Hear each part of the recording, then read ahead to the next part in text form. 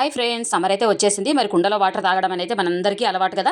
మరి మనం పోయిన సంవత్సరం తెచ్చుకున్న కుండలు వేస్ట్ అని చెప్పేసి పక్కకు పెడేస్తాం, మళ్ళీ కొత్త కుండలు తెచ్చుకుంటాం. అలా కాకుండా కొత్త కుండనే చక్కగా ఉపయోగిస్తూ వాటర్ చల్లగా అయ్యేలాగా ఒక మంచి టిప్ అయితే మీకు చెప్తున్నాను. ముందైతే కుండని చక్కగా కడగాలన్నమాట. తర్వాత కొబ్బరి పీచునైతే అయితే తీసుకున్నాను.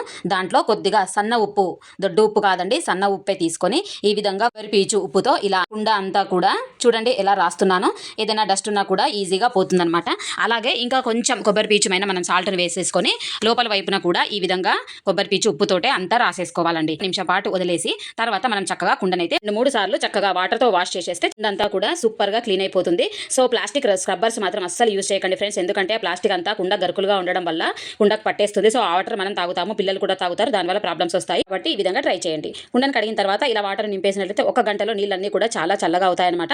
సో పాత కుండలు పడేయకుండా ఈ విధంగా మీరు తప్పక ట్రై చేయండి. వీడియో ఎండాకాలంలో ప్రతి ఒక్కరికి యూస్ఫుల్ కాబట్టి వీడియోస్ను షేర్ చేయండి, లైక్ చేయండి, ఎలా ఉందో కామెంట్స్ పెట్టండి, అలాగే ఛానల్ సబ్స్క్రైబ్ చేసుకోండి.